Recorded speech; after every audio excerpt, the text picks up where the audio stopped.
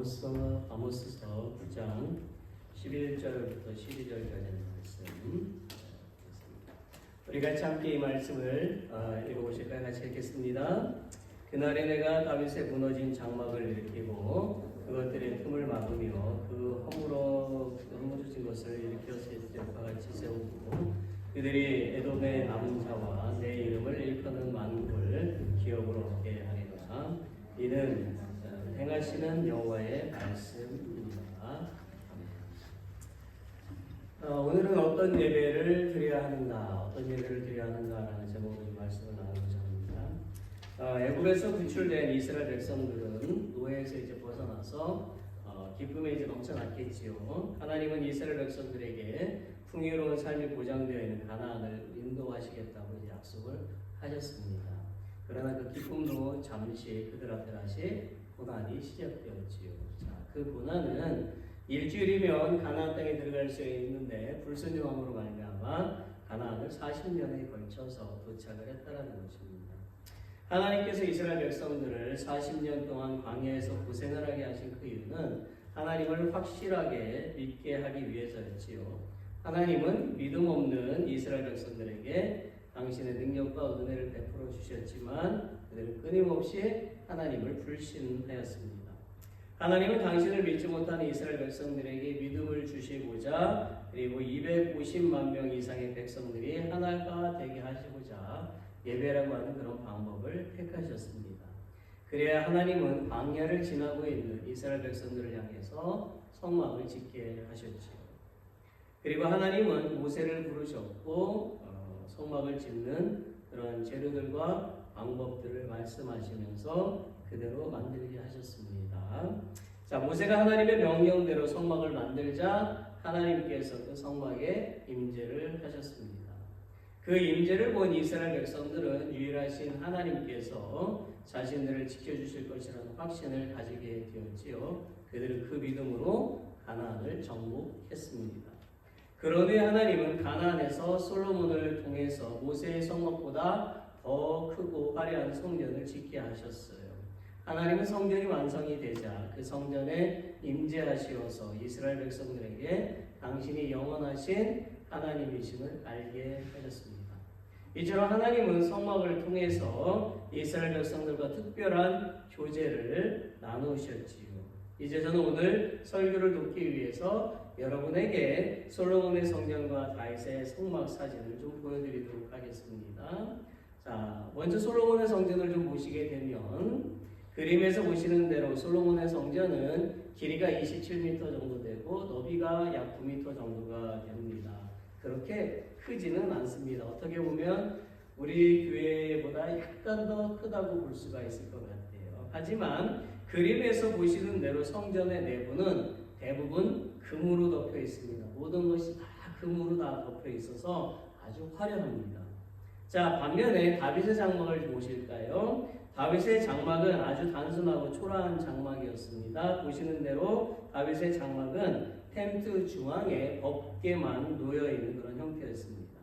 그런데 하나님은 이렇게 작고 보잘것없어 보이는 다윗의 장막을 통해서 뭐 하시겠다는 거예요? 퇴락한 것을 다시금 다 회복을 하시고 부흥을 일으켜 주시겠다 말씀하고 계시는 것입니다. 심지어 사도 야고보도 보게 되면 사도행전 15장 16절에 가서 보니까 예루살렘 공회에 있을 때에 아모스 선지자가 말한 이 말씀을 그대로 인용하면서 마지막 때의 복음을 통해서 이방인들이 하나님께로 돌아오게 될 것을 언급을 했어요. 사도행전 15장 16절에 있는 말씀을 제가 읽어볼게요. 이후에 내가 돌아와서 다윗의 무너진 장막을 다시 지으며 또 그 퇴락한 것을 다시 지어 일으키리니. 자, 하나님은 보잘것없고 무너진 다윗의 장막을 통해서 무엇을 회복하시겠다라고 말씀하시는 것일까요? 여러분, 다윗의 장막은 다윗 왕이 예루살렘 시온산에 언약궤를 모시기 위해 설치한 임시 텐트로서 휘장이 없는 하나님의 임재가 노출된 예배처소입니다. 중간에 휘장이 없다라는 거예요. 이는 구약의 제사 중심 예배와는 달리 찬양하고 경배하고 기도가 끊이지 않는 그러한 예언적 예배 모델이고 예수 그리스도를 통한 신약 시대의 자유로운 예배를 상징해 주고 있습니다. 다윗의 장막은 모세의 성막과는 달리 언약궤를 가리는 휘장이 없어서 누구나 하나님의 임재를 대면할 수가 있었습니다. 다윗의 장막은 다윗의 후손으로 오실 예수 그리스도의 집, 곧 교회를 예표하고요. 구원받은 백성들이 하나님께 예배하는 처소입니다. 따라서 다윗의 장막이 지닌 영적인 의미는 의식적인 제사를 넘어서 영감 어린 찬양과 기도를 통해서 하나님의 영광을 체험하는 창조적인 예배의 형태에 있어요.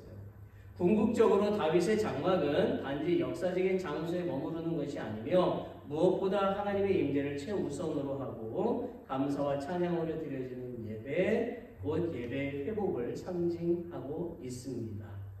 자, 여러분, 성도의 삶은 예배를 어떻게 드리느냐에 따라서 그 삶이 달라질 수가 있다는 것입니다. 그 이유는 하나님은 당신의 백성이 예배를 드릴 때에 모세의 성막에 임하셨고 다윗의 장막에 임하셨고 솔로몬의 성전에 임하셨습니다. 그리고 오늘날 하나님은 우리가 예배를 드리는 장소 곧 교회에 임하십니다. 그러므로 우리가 올바르게 예배를 드린다면 하나님을 만나게 될 것이며 그릇되었던 우리의 삶은 의로운 삶으로 변화가 되고 영과 육이 모두 쇠약해졌던 영과 육이 우리의 삶이 다시금 건강함으로 온전함을 되찾게 될 것이다라는 것입니다. 그렇다면 우리는 어떤 예배를 드려야만 할까요? 첫째로 우리는 하나 되는 예배를 드려야만 합니다. 자, 모세의 성막이나 솔로몬의 그 성전은 지성소와 성소로 나뉘어져서 있었지요. 자, 지성소에는 법궤가 있었습니다. 그리고 이곳에는 이 지성소 안에는 여러분이 아시는 대로 1년에 단 한 번 대제사장만이 들어가서 하나님께 예배를 드렸습니다. 지성소는 극히 제한된 예배 장소였다라는 것입니다. 그러나 다윗의 장막은 보시는 대로 달랐지요. 다윗의 그 장막은 지성소와 성소로 분리가 되어지지 않고 그냥 하나로 저렇게 놓여져 있어요. 제가 좀 전에 보여드린 다윗의 장막은 커다란 텐트 그 한가운데 중앙에 하나님의 법궤만 놓여있는 구조였습니다. 즉 솔로몬의 성전에는 모든 사람이 법궤를 볼 수가 없었지만 다윗의 장막에서는 모든 사람들이 법궤를 볼 수 있도록 되어 있었다라는 것이지요. 여기서 우리가 눈여겨보아야 할 것은 솔로몬의 성전이나 다윗의 장막의 공통점은 항상 뭐가 있었다는 겁니까? 법궤가 있었다는 거죠. 법궤가 있었다는 거예요. 그렇다면 법궤는 무엇을 말하는 것입니까? 사진을 좀 볼까요? 자, 법궤는 저렇게 생겼지요. 저 법궤 안에 들어있는 것은 10계명의 돌판이 들어있고 아론의 쌍난 지팡이 그리고 만나가 들어가 있습니다. 그리하여 법궤는 이스라엘과 함께 하시는 영원하시고 유일하신 참 하나님을 상징하고 있지요. 그리고 법궤는 이스라엘 백성들에게 있어서 생명과 동일한 매우 귀한 것이었습니다. 이스라엘 백성들이 그런 법궤를 블레셋과의 그 전쟁을 할 때에 빼앗긴 적이 있었어요. 다윗은 그 법궤를 되찾아오고 싶었지요. 결국 역대상 15장과 16장에 보면 다윗이 하나님의 법궤를 다시 찾아서 다윗성으로 옮겨오게 됩니다. 그리고 역대상 16장 4절에서 보면 다윗은 레위 사람을 세워서 여호와 궤 앞에서 섬기며 이스라엘 하나님 여호와를 칭송하며 감사하며 찬양하게 하였다라고 했습니다. 여러분, 미국의 어느 중요한 교회에 새로 오신 담임 목사님이 오랫동안 있었던 성가대를 다 없앴대요. 그리고 새로 오신 그 목사님은 성가대를 다 없앤 다음에 찬양팀을 세웠답니다. 그러니까 뭐 몇십 명이 다 그만두게 된 거예요. 새로 오신 목사님이 성가대를 없애신 이유가 뭘까요? 나이가 다 들었으니, 나이 드신 분들만 성가대에 있으니까 이제 그만하라는 거예요. 그만. 예. 그러자 35년 동안 지휘를 하던 지휘자 성도님이 교회를 떠나고, 그리고 성가대에서 못하던 분들이 떠나고 수백 명이 그 교회를 떠났습니다. 또 어떤 미국 교회에서는 목사님의 딸이 찬양을 너무 좋아해서 성가대를 하고 있었어요. 그런데 새로운 지휘자가 목사님 딸이 성가대에서 찬양하는 것이 예배에 방해가 된다고 못하게 했습니다. 못하게 했어요. 왜 그랬을까요? 사실 그녀는 말하는 데 있어서 장애를 겪고 있었어요. 말을 좀 더듬는 거예요. 어눌한 거예요. 네. 그렇지만 그녀는 비록 어눌한 목소리라도 하나님을 너무 사랑하고 찬양을 너무 좋아해서 성가 안에서 그렇게 하나님을 찬양하고 있었던 거죠. 성도들도 그 어눌하지만 그 찬양하는 그 아이의 모습을 보면서 은혜를 계속 받고 있었다는 거예요. 그런데 새로운 지휘자는 그녀의 목소리가 떠듬거리는 목소리가 거슬린다고 하나님을 기쁘게 하던 그녀에게 더 이상 성가대를 못하게 했어요. 그러자 어떻게 됐을까요? 성도들이 교회를 하나둘씩 떠나게 되었습니다. 두 교회 모두 하나 되어 예배를 드리지 못하고 결국 분열되어서 깊은 상처만 남기게 되었습니다.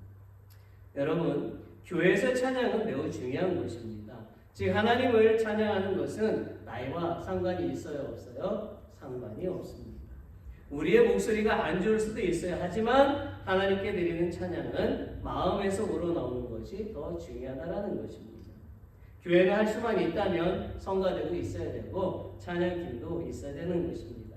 하나님은 분열된 마음으로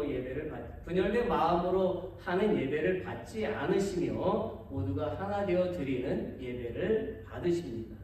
저는 우리 교회에도 성가대가 생기기를 항상 고대하는 사람입니다. 여러분, 다윗은요 레위인을 세워서 모든 사람들과 함께 이렇게 항상 예배를 드리도록 했어요. 이처럼 다윗의 장막에는 지성소나 성소의 구분이 없이 오직 한 공간에 하나님의 법궤를 놓고 모든 사람이 담대하게 하나님 앞에 나아갈 수 있는 곳이었으며 동일하게 하나님의 임재를 경험하는 곳이었습니다. 실로 다윗은 예수님이 오셔서 성전에 사실 일들을 이미 했던 것입니다. 여러분 보십시오. 예수님이 십자가를 위해서 돌아가실 때에 성전의 휘장이 어떻게 되었지요? 찢어졌습니다. 갈라져서 찢어졌어요. 휘장이 찢어졌다는 것은 하나님께서는 어느 누구든지 이제는 직접 만나시고 교제를 하시겠다라고 하는 사인인 거예요. 그래서 우리는 예수님의 은혜로 말미암아 하나님 앞에 담대히 나와서 지금 이렇게 나와서 하나님께 예배할 수가 있는 것입니다. 이것은 정말 놀라운 은혜인 것입니다. 믿으십니까? 네. 우리가 카톨릭처럼요 우리의 죄를 신부에게 고백을 해서 우리의 죄를 사함받는 것이 아니라 우리의 더럽고 추한 그 죄를 거룩하신 하나님 앞에 내 입술로 직접 고백하고 사함을 받을 수 있게 됐다라는 거예요. 할렐루야. 여러분, 다윗의 장막이 지성소나 성소의 구분이 없이 하나의 큰 홀로 이루어진 것은 영적인 의미가 담겨져 있어요. 그것은 우리가 하나님 안에서 뭐 해야 된다? 뭐 해야 된다? 하나가 되어야 된다. 하나가 되어야 된다. 교회는 한 번 하나님을 섬기고 모든 사람들이 하나의 목표를 향해서 하나가 되는 곳입니다. 교회 안에는 서로 다른 직업이 있고 서로 다른 집안 배경을 가지고 있고 서로 다른 성품과 서로 다른 나라를 가진 사람들이 모여 있습니다. 그러나 우리는 예수님의 이름으로 모여서 형제 자매가 되었어요. 우리가 영적인 한 가족이 되었다는 것입니다. 그렇기 때문에 분열이 있어서는 안 된다라는 거예요. 우리는 이 사람 때문에 교회 안 가고 저 사람 때문에 교회 안 가고 우리가 좋아하는 사람과는 교제를 나누고 싫어하는 사람은 우리가 배척하고 마음에 맞는 사람하고만 어울린다면 그것은 당을 짓는 것이고 분열과 파괴를 가져오게 되는 것입니다. 그런 교회가 이런 모습을 하고 있다면 예수님이 돌아가신 것, 예수님이 십자가에서 희생하신 것은 다 헛된 것이 되는 것이죠. 예수님이 죽으신 것은 우리를 구원하시기 위한 것이고 분열되지 말고 예수님 안에서 하나가 되려는 것이었어요. 또한 그 의미는 예수님의 사랑으로 용서하고 인내하고 희생하고 위로하고 격려해주고 품어 안아주라는 것입니다. 우리가 교회에 와서 예배를 드리는 이유는요, 저 사람이 예배를 잘 드리는지를 감시하기 위해서 하는 게 아니에요. 우리를 구원해 주신 예수님께 감사의 예배를 드리기 위해서 온 것입니다. 맞습니까? 네. 나의 생명을 구해준 사람은 평생 나의 은인이 되는데 내 육체와 내 영혼을 구원해 주신 그 예수님께 영원토록 감사 예배를 드리는 것은 당연한 것입니다. 우리는 언제나 한 마음으로 하나님께 예배를 드려야만 하는 것입니다. 두 번째는 우리는 기쁨으로 예배를 드려야만 합니다. 솔로몬의 성전은요, 제사장들이 백성들의 죄를 사하기 위해서 짐승을 잡아서 피해 제사를 드렸어요. 그래서 그 예배는 음악 소리도 들리지 않는 엄숙하고 조용한 그런 피 냄새가 나는 예배였다라는 것입니다. 여러분 알고 계십니까? 한국의 감리교회는 두 파가 있습니다. 장로교회는 대개파가 많은데 한국의 감리교회는 두 파가 있대요. 무악기파와 악기파. 이게 무슨 말인지 아십니까? 무악기파는 무엇을 주장하냐면 예배를 드릴 때 사용되어지는 악기는 모두 세속적이고 불결하니까 예배에 사용하지 않는다라는 것입니다. 자, 그렇다면 성경 시편 150편 4절에서 소고치며 춤추며 찬양하며 현악과 퉁소로 찬양할지어다, 이 말씀은 잘못된 것이네요. 그리고 역대 20장 28절에 그들이 비파와 수금과 나팔을 합주하고 예루살렘에 이르러 여호와의 전에 나아가니라 하는 말씀도 거짓이네요. 정말 그렇습니까? 정말 그런가요? 그렇지 않죠. 하나님은 우리에게 모든 악기를 사용해서 찬양하라고 말씀하십니다. 악기 없는 예배를 주장하시는 분들에게 묻고 싶습니다. 과연 사람의 목소리는 모두 정결할까요? 과연 사람의 마음은 다 정결할까요? 그러나 다윗의 장막은 달랐습니다. 다윗의 장막에는 드려지는 그 예배가 엄숙하고 조용한 분위기가 아니라 악기들이 동원되는 기쁨의 찬양이 있는 예배였습니다. 다윗은 역대상 16장 4절에서 보면 레위인들에게요, 하나님의 법궤 앞에서 찬양하는 일을 맡겼어요. 그런데 그들이 찬양하는 것을 보게 되면 1시간짜리 찬양이 아니에요. 2시간짜리 찬양도 아니었어요. 그렇다면 다윗의 레위인들에게 얼마나 오랫동안 찬양을 하도록 명령을 했을까요? 아시는 분? 예? 아시죠? 역대상 25장에 가서 보면 다윗은 찬양대원들을 288명을 뽑는 장면이 나오더라고요. 그리고 그 288명의 찬양대원들을 교대로 모든 악기를 동원해서 24시간 동안 하나님을 찬양하게 합니다. 다시 말해서 다윗은 레위인들에게 하루 종일 쉬지 말고 끊임없이 성전에서 찬양이 울려 퍼지도록 했던 것입니다. 그들의 찬양은 지루하거나 억지로 하는 것이 아니라 정령, 성령이 충만하고 기쁨이 가득한 그런 찬양이었다라는 것입니다. 여러분, 왜 다윗은 엄숙하고 조용한 예배를 택하지 않고 모든 악기를 동원해서 큰 소리로 그리고 열정적으로 찬양을 했을까요? 그 이유는요, 그는 너무나도 기뻤기 때문입니다. 보십시오. 이스라엘이 행진할 때, 이스라엘이 이렇게 행진을 할 때는 항상 하나님의 법궤가 앞서서 갔습니다. 전쟁 때에도 법궤는 동일하게 맨 앞에 있었어요. 이스라엘은 법궤가 함께 할 때에 전쟁에서 승리할 수가 있었습니다. 법궤에는 하나님의 권능이 나타났어요. 그러니 이스라엘은 블레셋에게 법궤를 빼앗겼다가 다시 찾았으니까 얼마나 기뻤겠느냐라는 거예요. 다윗은 법궤가 다윗성에 있는 예루살렘으로 들어올 때에 너무 기뻐서 춤을 추었지요. 그렇죠? 그런데 혹시 여러분 가운데 춤을 잘 추시는 분들이 계십니까? 과거의 경력자들, 내가 한가닥에서 옛날에 춤을 얼마나 잘 췄는데, 그런 분들 계셔요? 네. 세상에 춤이 여러 가지가 있잖아요. 훌라춤도 있고 플라멩고도 있고 삼바도 있고 탱고도 있고 뭐 탈춤도 있고 여러 가지가 있습니다. 자, 그렇다면 다윗은 어떤 춤을 추었을까요? 다윗의 춤은 잘 알려진 춤이 아니었습니다. 다윗의 춤은 매우 특별한 춤이었어요. 그 춤의 이름이 뭔지 아십니까? 막춤이라는 겁니다. 영어로 어떻게 번역이 되는지 모르겠어요. 이 춤은 어떤 규칙도 없어요. 그냥 기분 내키는 대로 그냥 막 추는 겁니다. 예, 그냥 너무 기쁘니까 막춤을 추게 되는 거겠죠. 비록 그는 막춤을 추기는 해도 그 춤에는 기쁜 마음이 들어있는 거예요. 그리고 정열이 들어있는 것입니다. 다윗은 사무엘하 6장 16절에 법궤가 들어올 때에 원피스인 배 에봇을 입었다라고 되어져 있고, 너무 기뻐서 막춤을 추다가 그만 옷이 벗겨지고 말았어요. 자, 그 당시에 속옷을 입는 문화가 아니었기 때문에 그는 벌거벗은 채로 뭐한다? 막춤을 추고 있는 것입니다. 다윗은 많은 사람들이 올려다보게 되는 그 성전에서 춤을 추었으니까 모든 사람들이 벌거벗은 그 다윗 왕을 보게 되었지요. 또한 그의 아내 미갈도 그 궁전 창문을 통해서 다윗의 벌거벗은 모습을 보았어요. 얼마 후에 다윗은 옷을 추려입고 법궤를 장막 안에 들여놓고 하나님께 감사 예배를 드린 후에 모든 백성들에게 축복을 하고 궁궐로 돌아왔습니다. 다윗은 아직도 흥분을 멈출 수가 없었어요. 그런데 미갈이 사무엘하 6장 20절에서 다윗에게 이렇게 말해요. 이스라엘 왕이 오늘 어떻게 영화로우신지 방탕한 자가 염치 없이 자기의 몸을 드러내는 것처럼 오늘날 그 신복의 계집 중에 눈앞에서 몸을 드러내셨습니다. 아시겠어요? 미갈은 남편인 다윗을 조롱하고 있는 거예요. 그녀의 말은 왕이 참 주책이 없으십니다. 그 뭐하는 꼴입니까? 한마디로 다윗의 잘못을 지적하고 있는 거죠. 그러나 다윗이 사무엘하 6장 21절 22절에 보게 되니까 미갈에게 이렇게 말해요.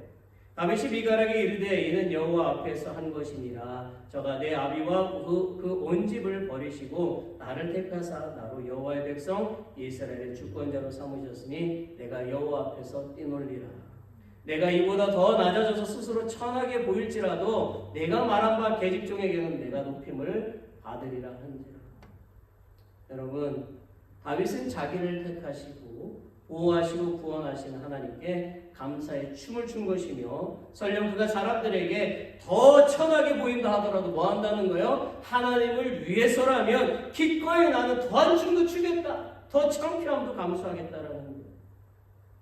결국 미갈의 말은 하나님께서 기뻐하시는 것을 그릇된 것이라고 한 것이 되었으니 하나님을 어떻게 한 거예요?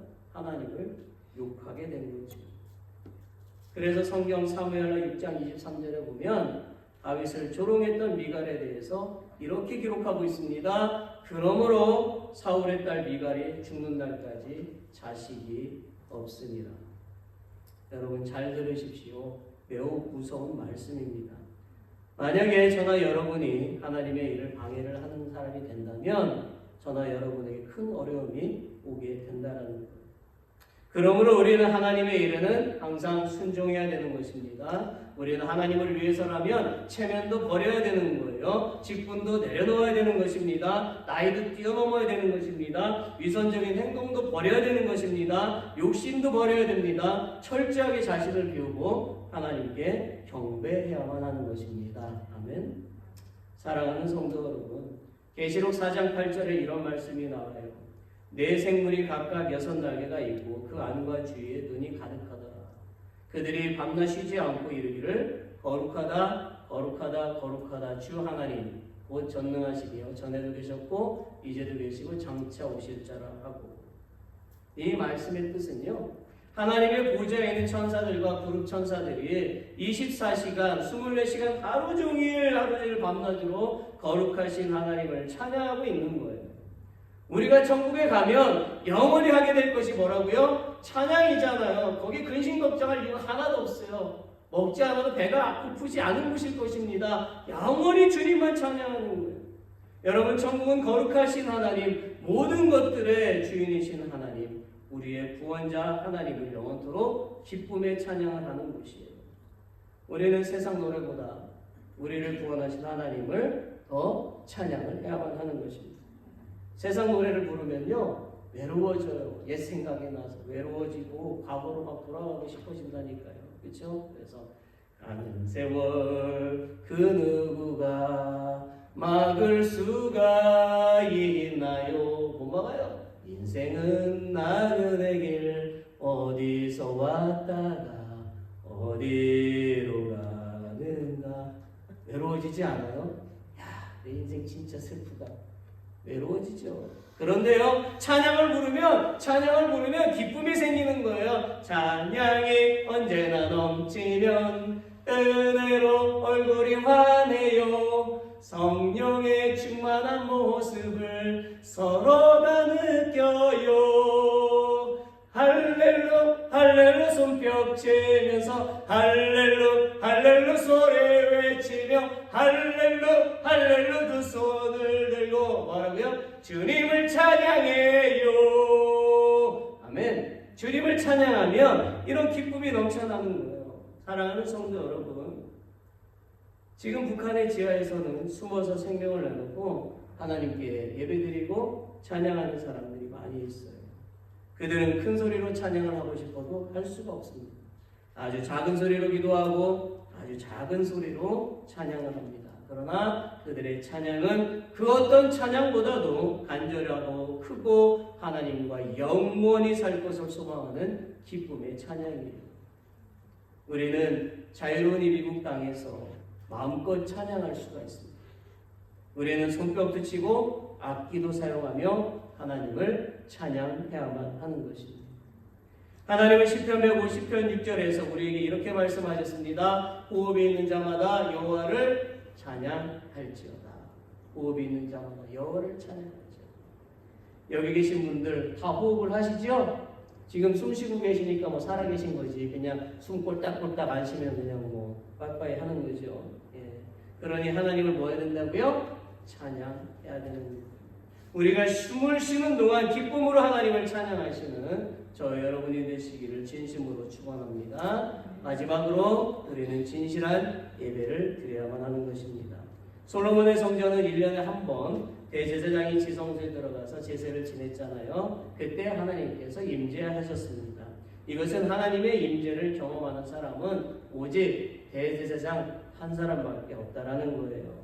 그러나 다윗의 장막은 달랐지요. 한 공간에 놓여진 법궤 안에서 많은 사람들이 모여서 예배를 드리기 때문에 하나님의 임재가 예배에 참석한 모든 사람들에게 임하게 되었어요. 다윗의 장막에는 언제나 하나님께서 당신의 영광의 그 찬란한 빛을 사람들에게 비춰주셨고 그 빛으로 사람들이 변화가 되었습니다. 이와 같이 우리가 하나님의 임재를 경험하게 되면 회개가 일어나고 구원의 능력이 나타나고 치유가 일어나고 방언을 하게 되고 성령의 충만한 일들이 나타나게 됩니다. 믿으십니까? 네. 여러분 사도행전 2장에 보니까 마가의 다락방에 예수님을 따르는 120명의 사람들이 모였지요. 그리고 그들은 하나님의 임재를 경험하게 되었습니다. 그 후에 그들은 이방 나라의 말들을 하게 되었죠. 그들은 단 한 번도 다른 나라의 말을 배운 적이 없어요. 그런데 모두 그 나라 말로 복음을 전하기 시작합니다. 또한 그들에게 능력이 나타나서 복음을 듣는 모든 사람들이 회개하고 예수님을 영접하는 놀라운 역사가 나타났습니다. 여러분 1980년대에 한국에 놀라운 교회 부흥의 역사가 일어났었어요. 그때는요 많은 교회들이 1년에 3번씩 부흥회를 했어요. 봄, 뜨거운 여름, 그리고 가을. 저는 어려서부터 매번 부흥회에 참석을 했었어요. 그리고 저는 매번 부흥회 때마다 하나님의 임재를 경험을 했었습니다. 부흥회 동안에 많은 사람들이요 울면서 자신들의 죄를 회개하고요 예수님을 구원자로 믿게 되고요 방언을 하기도 하고요 천국을 다녀오기도 했습니다. 심지어 오랫동안 병으로 고생하던 사람이 치유되는 것도 저는 보았어요. 저는 이런 것들을 직접 목격했고 제가 또 그런 사람이 되기도 했습니다. 이런 모든 일들은요 사람의 능력으로 되지를 않지요. 하나님의 임재로 말미암아 되는 것입니다. 그래야 한국의 수많은 사람들이 예수님을 구원자로 영접을 하고 놀라운 부흥을 이루었어요. 그런데요 여러분 오늘날 예배에는 이런 경험이 거의 없습니다. 왜 그럴까요? 그 이유는 진실한 예배가 사라지고 형식적인 예배가 자리를 잡고 있기 때문입니다. 그 이유는 성도들이 충심과 간절한 마음으로 하나님께 예배하는 것이 아니라 의식적으로 예배하기 때문이죠. 그러니 그런 예배에 회개가 있겠습니까? 아니면 감격이 있겠습니까? 우리는 예배를 통해서 우리 자신들을 돌아보면서 회개할 것들은 회개하고 하나님 말씀에 순종해야 하고 하나님을 온전히 경외해야 되고 하나님께 진실한 마음으로 감사한 마음으로 예배를 드려야 되는 것입니다. 저는 우리의 예배에 하나님이 항상 임재하시기를 소망합니다. 여러분 주변을 둘러보십시오. 어떤 교회는 사람들이 많이 있어요. 그러나 우리 교회는 몇 분 안 계십니다. 초라하게 느껴지십니까? 다윗의 장막을 보십시오. 다윗의 장막은 텐트 중앙에 하나님의 법궤만 덩그러니 놓여있는 보잘것없는 교회였습니다. 그러나 하나님은 그 다윗의 교회를 통해서 세상을 변화시키겠다고 말씀을 하셨지요. 왜 그렇습니까? 다윗의 교회 안에는 정말 중요한 것이 있었습니다. 진짜 있어야 할 것이 있었어요. 그것은 다윗의 교회 안에는 하나님을 사랑하는 사람들이 있었습니다. 그리고 다윗의 교회에는 분열도 없었고 서로 간에 막힌담도 없는 하나님을 좋아하는 사람들이 있었어요. 또한 그 교회에는 어려움이 있어도 절망하거나 좌절하지 않고 하나님만을 바라보고 의지하는 사람들이 있었습니다. 그 교회는 하나님께 죄를 고백하고 잘못된 삶을 돌이키는 사람들이 있었어요. 한마디로 다윗의 교회에는 하나님께 진실하게 예배드리는 사람들이 있었다는 거죠. 그래서 밖에서 봐도 안에서 봐도 너무너무 보잘것없었지만 하나님은 다윗의 교회를 사용하셔서 현재와 미래에도 계속 모든 사람들에게 교회 안에 무엇이 중요한지를 깨닫게 해주시고 계십니다. 사랑하는 성도 여러분, 저는 언제부턴가 우리가 만물의 주인이신 하나님께 경배를 드릴 때에 하나님께서 우리를 구원해 주신 은혜를 알면서도 너무나 형식적으로 예배를 드리고 있는 것 같아서 안타깝습니다. 우리는 회개해야 합니다. 아무리 1000명이 모이는 교회라 하더라도 또는 많은 좋은 성경적인 프로그램이 있는 교회라 하더라도 성도들이 진실한 마음으로 예배를 드리지 않는다면 하나님은 임재하시지 않습니다. 하나님의 임재가 없는 예배라면 그 예배는 죽은 예배이고 그런 교회는 이 땅에서 아무 의미가 없는 것입니다. 지금도 아프리카의 어느 교회는 선풍기도 없이 땀을 흘리면서 예배를 드립니다. 심지어 그들은 악기도 없어서 목소리만으로 찬양하기도 하고 땅을 두드리면서 막대기로 두드리면서 찬양하기도 하죠. 그러나 그들의 얼굴에는 기쁨이 가득합니다. 그리고 그들의 찬양은 정말 아름답고 성령 충만합니다. 여러분, 하나님은요, 시설이 잘 갖추어져 있는 교회라도 그 예배가 형식적이고 구경꾼들로 가득 찬 예배요, 회개가 없고 사람과의 만남만이 있는 예배라면, 또한 하나님을 찾지 않고 나의 이익만을 위해서 드리는 예배라면 그 예배는 절대로 받으시지도 않으시며 그런 예배는 진노하십니다. 그러나 숫자는 작고 시설이 잘 갖추어져 있지 않더라도 진실한 예배를 드린다면 하나님은 그 예배에 임재하시어서 모든 사람들의 예배를 받으시고 회복하시고 채워주시게 됩니다. 믿으십니까? 아멘. 말씀을 맺습니다. 여러분, 30년 전 한국의 어느 큰 교회는요, 예배가 시작되는 오전 11시가 되면 예배신 현관문을 걸어 잠갔습니다. 그러면 늦게 교회 온 사람들은요, 로비에서 예배를 드려야만 했지요. 이 일로 인해서 교인들이 상처받고 떠났을까요? 아니요. 그 교회는 더 부흥이 돼가지고 다 일찍 교회로 왔다는 것이죠. 요한복음 4장 24절에 보니 하나님은 영이시니 예배하는 자가 신령과 진정으로 예배하라고 했어요. 다른 종교는 죽은 대상에게 예배를 드리지만 기독교의 예배는 살아계신 하나님이시오 우리를 구원해 주신 하나님께 드리는 예배입니다. 실로 우리는 다른 종교와 비교도 안 되는 우월한 예배, 위대한 예배를 드리고 있다는 것입니다. 그러므로 우리는 구경꾼이 되어서는 안 됩니다. 제발 예배 15분 전에 오셔서 기도로 예배를 준비하시길 바랍니다. 그리고 늦었어도 오십시오. 예배는 빠지지 말고 드려야 됩니다. 졸지 마십시오. 최선을 다해서 예배하십시오. 진실해 보십시오. 계속 하나님을 생각하십시오. 열정과 기쁨을 가지고 하나님께 예배 드리시기를 바랍니다. 사랑하는 성도 여러분, 예수님을 잘 믿으려면 그리고 복받는 삶을 살기를 원하신다면 예배를 잘 드려야 됩니다. 하나님은 예배를 잘 드린 다윗에게 이스라엘의 위대한 왕이 되게 하셨고 그의 자손에서 온 인류를 구원하실 예수 그리스도가 오시게끔 하셨습니다. 이것이 얼마나 큰 복입니다. 그리고 우리가 예배를 드리는 마음가짐만큼 은혜가 임하고 복을 받는다는 것을 기억하시고 진심과 정성을 다하는 예배를 드리시어 하나님의 임재를 경험하시는 저 여러분이 되시기를 예수 그리스도의 이름으로 축원합니다. 아멘. 예배를 받으시게 합당하신 하나님, 이 세상에는 우상들이 넘쳐납니다. Oh God, worthy of all worship, this world abounds with idols.